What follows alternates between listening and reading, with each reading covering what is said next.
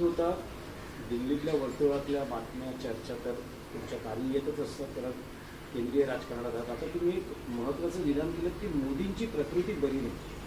काय असं त्यांच्याकडे पाहिल्यावर दिसतंय की ते अस्वस्थ आहेत. मी त्यांना ऑब्झर्व करतो, त्यांना बोलताना, चालताना, गाडीत बसताना, आणि त्यांचेच लोक सांगतात जसे नेहरू थकले होते तसे मोदी थकलेत. शेवटच्या काळात नेहरू फार थकले होते आणि आता मोदी फार थकले आहेत. आणि इतक्या थकलेल्या माणसानं देशाचं नेतृत्व करू नये.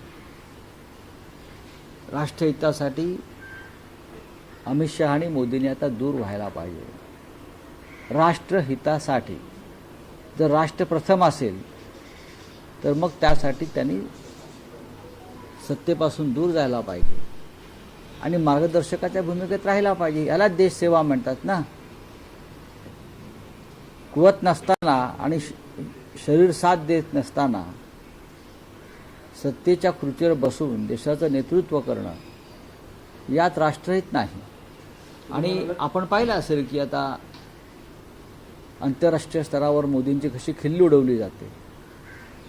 अमेरिकेचे राजदूत जे ट्रम्प त्यांचे मित्र आहेत म्हणतात की मोदी कसे गयावया करतात, पत्रकार परिषदा घेऊ नका, मला प्रश्न विचारायला लावू नका. हे चांगल्या उत्तम आरोग्याचं किंवा प्रकृतीचं लक्षण नाही.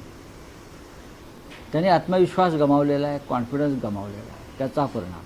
मात्र त्यांच्या तब्येतीविषयी तुम्ही म्हणला की त्यांचे सहकारी